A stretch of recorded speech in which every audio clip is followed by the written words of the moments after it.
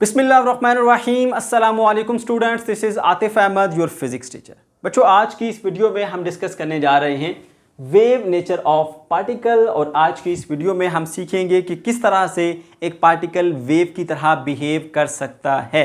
बच्चों, इस कंसेप्ट को हम कहते हैं wave particle duality. Wave particle duality के मुताबिक जितना भी मैटर है उसके अंदर दोनों तरह की प्रॉपर्टीज पाई जाती हैं। उसके अंदर पार्टिकल की प्रॉपर्टीज भी पाई जाती हैं और वो वेव्स की प्रॉपर्टीज भी एग्जिबिट करता है। ओके, तो नोट्स बनाइए और पहली हेडिंग लगाइए वेव पार्टिकल डुअलिटी की और उसमें लिखिए wave particle duality is a theory that propose that all the matter exhibit the properties of not only particle but also waves which transfer energy. कि भाई जितना भी मैटर है वो ना सिर्फ पार्टिकल की प्रॉपर्टीज रखता है बल्कि वो वेव्स की प्रॉपर्टीज भी एग्जिबिट करता है। अब मैं आपको यहाँ पे एक चीज़ बता दूं कि कौन सी प्रॉपर्टीज हैं पार्टिकल की और कौन सी प्रॉपर्टीज हैं जी वेव्स की। ठीक है, पार्टिकल की ये प्रॉपर्टी होती है कि पार्टिकल के पास मोमेंटम होता है। याद रखना, पार्टिकल के पास मोमेंटम होता है, राइट। अच्छा, अब वेव्स की क्या प्रॉपर्टी है? वेव बच्चों करती हैं इंटरफेरेंस, ठीक है, वेव्स करती हैं डायफ्रैक्शन। ये वेव्स की प्रॉपर्टीज आ जाती हैं। ठीक है, उनके पास वेवलेंथ होती है, उनकी खास फ्रीक्वेंसी होती है। ये प्रॉपर्टीज आ गई हमारे पास वेव्स की। ठीक है, याद रखने, इनको आगे इस्तेमाल करेंगे। ओके, चलिए आगे बढ़ते हैं। अब बच्चों, जो लाइट है ना, लाइट के बारे में शुरू में ये कहा जाता था कि जो लाइट की नेचर है वो वेव नेचर है। ठीक है, क्योंकि लाइट जो है वो इंटरफेरेंस का फिनोमेना एग्जिबिट करती थी, लाइट जो है वो डायफ्रैक्शन भी करती थी, तो कहा गया कि लाइट जो है वो एक वेव नेचर रखती है। फिर बाद में कुछ एक्सपेरिमेंट हुए, जैसे फोटो इलेक्ट्रिक इफेक्ट हो गया, जैसे कॉम्पटन इफेक्ट हो गया। उसमें देखा गया कि लाइट जो है वो एज अ पार्टिकल एक्ट कर रही है। जो लाइट का एक फोटॉन है वो जाके इलेक्ट्रॉन को टकराता है, उसको वहां से हिट करता है, दिक्कत देता है, उसको निकाल देता है। ठीक है, तो अब ये उसी सूरत हो सकता है कि अगर एक फोटॉन के पास मोमेंटम हो, ठीक है, अब फोटॉन आता है, इलेक्ट्रॉन को दिक्कत देता है और वहां से निकाल देता है, उसको किक आउट करता है, तो उसका मतलब है कि फोटॉन के पास मोमेंटम था। ठीक है, तो मोमेंटम किसकी प्रॉपर्टी है? पार्टिकल की प्रॉपर्टी है। तो इसका मतलब ये हुआ कि जो लाइट है वो एज अ पार्टिकल भी एक्ट करती है। ठीक है, हमने देखा इस चीज को, कहां पर देखा? कॉम्पटन इफेक्ट में देखा। कहां पर देखा? फोटो इलेक्ट्रिक इफेक्ट के अंदर देखा। तो पता चला कि भाई लाइट जो है वो एज अ पार्टिकल भी बिहेव करती है और लाइट एज अ वेव भी बिहेव करती है। तो सेकंड हेडिंग लगाइए बच्चों, वो होगी डुअल नेचर ऑफ लाइट की। उसमें बताइए पहला पॉइंट कि लाइट जो है वो एज अ वेव भी एक्ट करती है और एज अ पार्टिकल भी एक्ट करती है। ठीक है, और उसके बाद उसकी मजीद वजाहत कीजिए कि ये जो इंटरफेरेंस का फिनोमेना है, ये जो डायफ्रैक्शन का फिनोमेना है, ये डिमॉन्स्ट्रेट करता है कौन से बिहेवियर को? ये इसके वेव बिहेवियर को डिमॉन्स्ट्रेट करता है। ठीक है, और जो फोटो इलेक्ट्रिक इफेक्ट का एक्सपेरिमेंट है और जो कॉम्पटन इफेक्ट है, इससे क्या डिमॉन्स्ट्रेट होता है? इससे पार्टिकल नेचर ऑफ लाइट जो है वो डिमॉन्स्ट्रेट होती है। ठीक है, तो पता चला कि भाई इंटरफेरेंस और डायफ्रैक्शन, ठीक है, इन दोनों एक्सपेरिमेंट्स के अंदर हमारे पास लाइट की वेव नेचर प्रूव होती है। ठीक है, और फोटो इलेक्ट्रिक इफेक्ट और जो कॉम्पटन इफेक्ट है, इनसे हमें लाइट की जो है वो पार्टिकल नेचर का पता चला। ठीक है, तो फाइनली हमें ये चीज़ क्लियर हो गई कि भाई ये जो लाइट है ये डुअल नेचर रखती है। ओके, अच्छा, अब ये बच्चों बात है 1924 की। एक फ्रेंच स्टूडेंट था, पीएचडी का स्टूडेंट, वो थीसिस कर रहा था। उसका नाम क्या था बता देता हूँ, उसका नाम था डी ब्रॉय। इसको पढ़ देते हैं डी ब्रॉय। ठीक है, उसने अपने थीसिस के अंदर ये बात की कि भाई देखो, नेचर में साइमेट्री पाई जाती है। अगर लाइट के अंदर दोनों प्रॉपर्टीज हैं, वो एज अ पार्टिकल भी एक्ट कर सकती है और एज अ वेव भी एक्ट कर सकती है। ठीक है, तो फिर जो मैटर है उसके अंदर भी ये दोनों प्रॉपर्टीज होंगी, वो भी एज अ पार्टिकल एक्ट कर सकता है और एज अ वेव भी एक्ट कर सकता है। ठीक है, और अगर ये एज अ पार्टिकल एक्ट करता है, एज अ वेव एक्ट करता है मटेरियल या मैटर, तो फिर इसकी वेवलेंथ भी होगी और इसकी फ्रीक्वेंसी भी होगी। ठीक है बच्चों, अच्छा जी, अब इसको लिखेंगे कैसे? थर्ड हेडिंग लगाइए डी ब्रॉय हाइपोथेसिस। ठीक है, और ये कब हुआ था जी? 1924 की ये बात है। ठीक है, अच्छा जी, लिखिए de Broglie hypothesis state that there is symmetry in nature and that if light behave as a particle and wave, अगर लाइट जो है वो एज अ पार्टिकल भी बिहेव कर सकती है और एज अ वेव भी बिहेव कर सकती है, matter to have both particle and wave nature, तो फिर जो मैटर है उसके अंदर भी ये प्रॉपर्टीज पाई जाएंगी, वो भी एज अ वेव बिहेव कर सकता है, वो भी एज अ पार्टिकल बिहेव कर सकता है, ठीक है। और नेक्स्ट पॉइंट लिखेंगे कि अगर पार्टिकल के तौर पे ये एक्ट करता है, ठीक है, तो फिर इसके पास वेवलेंथ भी होनी चाहिए और इसके पास फ्रीक्वेंसी भी होनी चाहिए, ठीक है बच्चों। तो इसे हम कहते हैं जी डी ब्रॉय हाइपोथेसिस, ठीक है।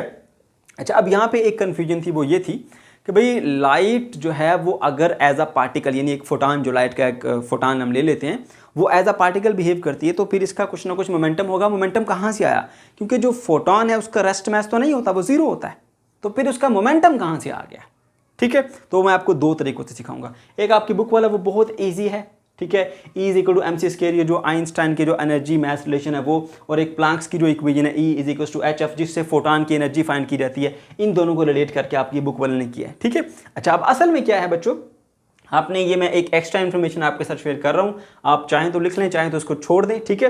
तो ये एक फार्मूला है जिसको हम कहते हैं relativistic formula for energy and momentum. ये आप इस लेवल पर नहीं पढ़ेंगे, नेक्स्ट क्लासेस में जाके आप पढ़ेंगे, ठीक है। वो है क्या फार्मूला, कोई मुश्किल नहीं, मैं लिख देता हूँ। E square is equal to M naught square C power 4 plus P square C square, ठीक है। इसको हम बोलते हैं relativistic formula for energy and momentum. इस फार्मूले से मोमेंटम निकाला गया, ठीक है। क्या जी, अब इसके अंदर जो एम नॉट है वो रेस्ट मैस है। अब फोटान का रेस्ट मैस क्या होता है? जीरो। जब यहाँ जीरो पुट करेंगे तो ये तो खत्म होगी, पूरी टर्म खत्म होगी। फिर E square is equal to P square C square यहाँ पर बच गया, ठीक है। दोनों तरफ आप स्क्वायर रूट ले लीजिए, E is equal to P into C. अब मोमेंटम निकालना है ना हमने, ठीक है, फोटान के लिए, तो पी इधर रहेगा, सी जाके नीचे डिवाइड हो जाएगा, so P is equal to E divided by C. तो फोटान की एनर्जी कैसे निकाल सकते हैं हम, वो आपको प्लैंक्स की इक्वेशन याद होगी, E is equal to H F, ठीक है। तो वो वैल्यू उठा के आप यहां पर पुट कर दीजिए, H F divided by C, तो ये इसका मोमेंटम हमारे पास आ जाता है, ठीक हो गया।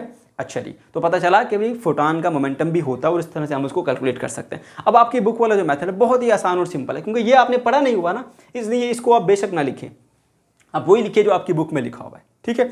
इसके मुताबिक आप जानते हैं जी, आपके पास जो एनर्जी मैस इक्वेशन है, E is equal to M C square, एक ये यूज़ करेंगे, और एक जो प्लैंक्स वाली इक्वेशन है, E is equal to H F, जिससे फोटान की एनर्जी को हम फाइंड करते हैं, ठीक है ना। हमने पढ़ा था कि एनर्जी और फोटान की उसका डायरेक्ट रिलेशन होता है उसकी फ्रीक्वेंसी के साथ। प्रोपोर्शनैलिटी के साइन खत्म करेंगे तो कांस्टेंट आएगा, कांस्टेंट ये प्लैंक्स कांस्टेंट H, ठीक है। So E is equal to H F, इसको इक्वेशन 1 कह दीजिए, E is equal to M C square, इसको इक्वेशन 2 कह दीजिए। दोनों इक्वेशन को हम कंपेयर करेंगे, ठीक है। H F is equal to M C square, यानी कि देखिए, या आप इस E की जगह पर ये वैल्यू पुट कर दें, या इस E की जगह ये वैल्यू पुट कर दें, सिंपल इक्वेशन को हमने कंपेयर किया, राइट। तो ये दोनों वैल्यूज एक दूसरे के इक्वल ऐसे आ जाएंगे। अब क्योंकि हमने फाइंड करना है मोमेंटम, और हम जानते हैं मोमेंटम क्या होता है, मैस और वेलोसिटी की प्रोडक्ट होता है, ठीक है। तो C भी हमारे पास इन टर्म्स ऑफ वेलोसिटी ही है, तो C स्क्वायर है। तो हम ऐसा करते हैं, एक C को यहीं रहने देते हैं, एक C को हम नीचे भेज देते हैं ऐसे। ऐसा हमने क्यों किया? क्योंकि मैस और वेलोसिटी की प्रोडक्ट मोमेंटम बनता है। अब ये मैस हो गया, समझो ये वेलोसिटी आ गई, ये दोनों मल्टीप्लाई होकर क्या बन जाएगा, मोमेंटम बन जाएगा, ठीक है। तो M और C मल्टीप्लाई हो गया बन गया हमारे पास ये P, ठीक है। और ये एच एफ बाई सी उसी तरह से एच एफ बाई सी मैंने लिख दिया। So P is equal to H F by C, जो कि यहाँ पर भी हमारे पास आया था, P is equal to H F divided by C ही आया था, ठीक है। अब आपने एक फार्मूला यूज करना है, V is equal to F lambda. इसके मुताबिक F डिवाइडेड बाई V किसके इक्वल होगा, 1 डिवाइडेड बाई लैम्डा के। तो F डिवाइडेड बाई V के बजाय F डिवाइडेड बाई C लिखा हुआ है यहाँ पे, तो इसकी जगह पे हम लिख देंगे 1 बाई लैम्डा, यानी P is equal to H divided by lambda. ये हमारे पास मोमेंटम आ गया जी, किसका, फोटोन का, ठीक है। अच्छा, अब यहाँ पे डी ब्रॉय ने कहा इसी को इस्तेमाल करते हुए वो जो एक पार्टिकल है उसकी जो वेवलेंथ है, जब वो एज अ वेव एक्ट करेगा तो क्योंकि उसकी वेवलेंथ होगी, उसकी वेवलेंथ इसी फार्मूले से निकाली। कैसे निकाली जरा देखिए, नेक्स्ट हेडिंग लगाइए जी, वेवलेंथ ऑफ द पार्टिकल। जो particle as a wave act करेगा उसकी वेवलेंथ तो होगी, अब वो वेवलेंथ कितनी होगी, ठीक है, उसको इसी फार्मूले से फाइंड करेंगे। De Broglie state that we can also assign wavelength to the particle of mass m and velocity moving with velocity v। एक पार्टिकल जिसका मास m है और वो v वेलोसिटी के साथ मूव कर रहा है, तो उससे एसोसिएटेड जो वेव होगी, जो वेव उसकी जो वेवलेंथ है वो हम किस तरह से फाइंड कर सकते हैं। यही रिलेशन यूज किया गया यहाँ पर, p is equal to H divided by lambda.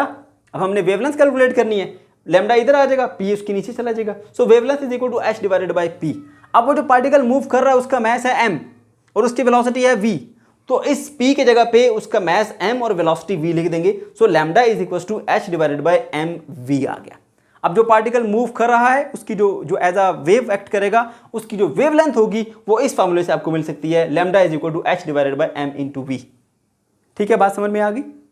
Okay, तो जो पार्टिकल मूव करेगा उसकी कुछ ना कुछ वेवलेंथ होगी। अब डी ब्रॉय ने बता दिया कि उसकी वेवलेंथ हमारे पास ये होगी, lambda is equal to h divided by m into we.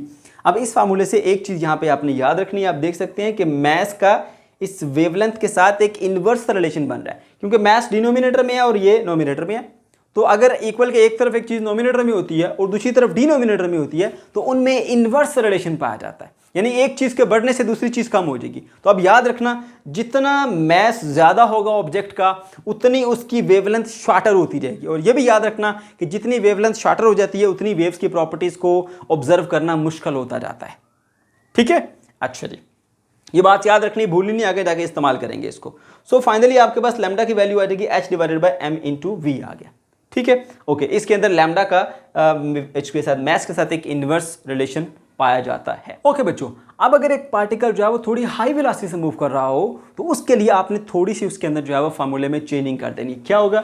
If a particle is moving with appreciable fraction of speed of light, replace mv। ये जो m और v है ना, ये वाला mv, इस mv को आपने रिप्लेस कर देना है m not divided by square root of 1 minus v square over c square into v। इससे आपने उसको रिप्लेस कर देना है, यानी जहां पर सिर्फ आपका m लिखा हुआ था ना, उस m की जगह पे आपने उसकी वैल्यू पुट कर देनी है m not divided bye 1 minus v square over c square. ठीक है, ये आपने इसकी वैल्यू पुट कर देनी है, तो ये उसके लिए फार्मूला आ जाएगा। ठीक है बच्चों, ओके, अब यहाँ पे लास्ट पॉइंट के ऊपर हम आ जाते हैं कि देखिए जितने भी मैटर है, ठीक है, वो सारे का सारा जो है वो वेव नेचर रखता है, मूव कर रहा है, उससे एसोसिएटेड भी एक वेव होती है।